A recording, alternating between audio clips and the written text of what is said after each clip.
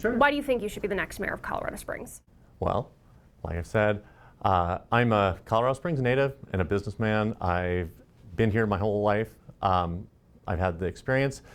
I used to run a consulting team, the Colorado Springs Utilities, when they implemented the system that runs the whole utilities enterprise. It was my team that did that. So I've got the experience that's necessary to do the job.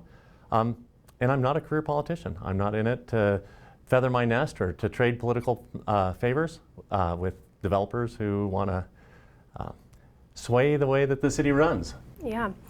Let's talk a little bit about that, because one thing I've noticed is you've voiced concerns over term limits. Yes. And you've mentioned that if elected, you would only serve one term. Is that something that you will say on camera? Yes, yeah. Well, exactly, because I believe in citizen involvement, right? You can't have a government for the people if it's not of the people. And when there's a political class that puts themselves above everyone else and lives their whole careers in office, well, it's awful hard to have them be responsive to the citizens. Yeah. Let's talk about one of the plans you've talked about on your website, eliminating the bus service. How would you go about that, and where would you even begin to transition into, I believe you mentioned a trolley system of some sorts? What does that look like? Well, that's all just, so like I said, there are three things that the mayor, the city government, really has a reasonable, should be doing. And that's public safety, public works, and public parks. And so first off is public safety. That's obviously the most important thing. That's the thing that everybody is concerned about. Public works is making sure that the city's roads and infrastructure is in place, and that's good. Our city bus service is really pretty awful. I don't know if you've ever tried riding it. Like I said, as a native, before I had a driver's license, I tried riding the bus, and it's really pretty unusable. You look at the buses, and virtually no one is on them because it takes a couple of hours to get just a couple of miles away. Everything's in a hub and spoke system where you have to go downtown if you want to go just a couple miles over. And for a distributed city, low density city like we've got, that's just not tenable. I used to ride my bike to work for a long time. And so I do believe that there are alternative modalities of commuting that are possible. And so the trolley system that I suggested is an idea to think about. On certain higher density routes, that makes a little bit more sense. So perhaps along Nevada. I've spoken with some residents of the Old North End. They're concerned about the speeding and the traffic and the deaths that are taking place on Nevada. And so if there's an alternative way to move people back and forth that is cost effective and supports its own way, then that's something that I'd like to consider doing.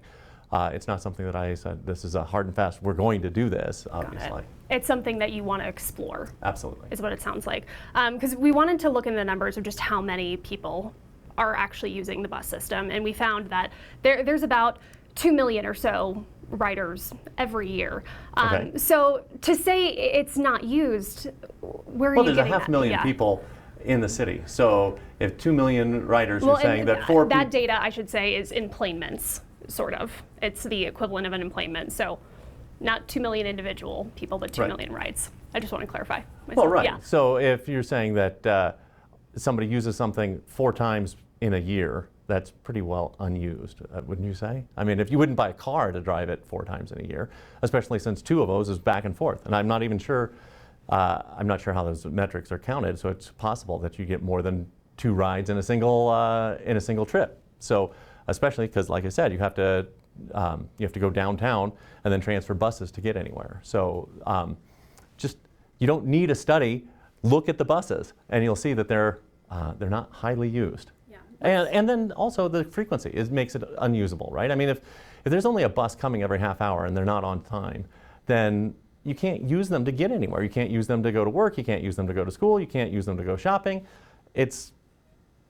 Anyone who's tried to use the metro system in order to get around realizes that it's not designed to be used. It's designed to be a political cover.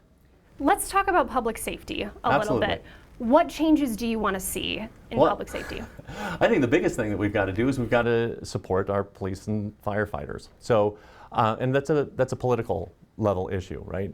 So obviously the last couple of years have been very tumultuous in public safety, right? And obviously, anytime there's a officer who's engaged in in wrongdoing, they need to be held accountable. But there's a system for that, right? So we have a very long tradition of justice in this system, or in this country, that's founded on certain bedrock principles. First off, that no one's above the law. So as I've said, I'm very glad that we got rid of qualified immunity. I think that was a bad doctrine, that no one should be above the law. But counter that is that you're innocent until proven guilty. And part of what we as a community really owe to our officers who put themselves in harm's way is we've got your back up until you're convicted in a court of law. So if you have had the opportunity to present your defense and you have called your witnesses and the jury of your peers have convicted you of a crime, then you're a criminal. But up until that point, the city owes you a defense. And that's one thing that really kind of concerns me is just this last December, there was a firefighter who was involved in an incident that tragically led to a death.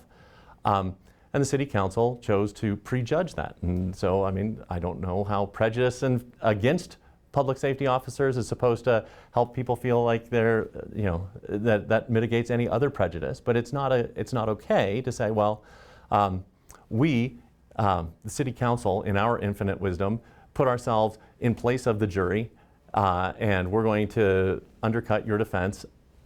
And the practical ramifications is that we're going to not be able to recruit officers, right? And so, or even those officers that are on the job, they will be hesitant to go into a situation where there's any risk of, a bad thing happening. So if we want to have a safe environment, we have to treat our public safety officers with the respect that's due them under our constitutional regime. Yeah, what does defense look like? Does it look like a proclamation that City Council makes, or does it look like additional funding?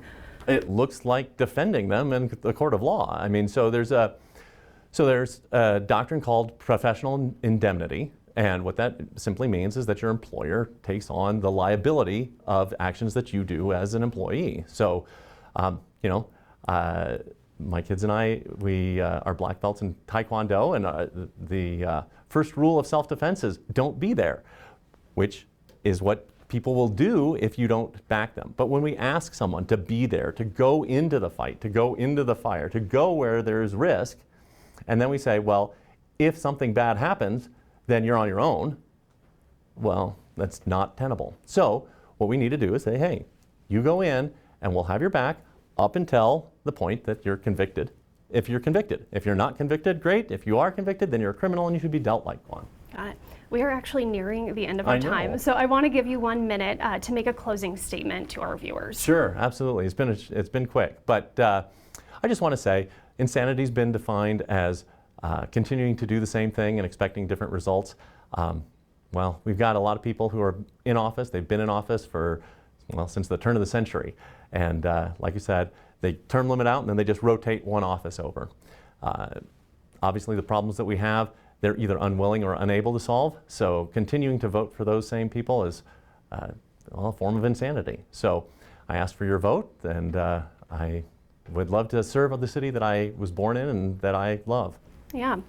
I do want to ask as well, do you support extending the top sales tax for parks and open spaces? Why or why not? Yeah, absolutely. So the third point that I said is public parks.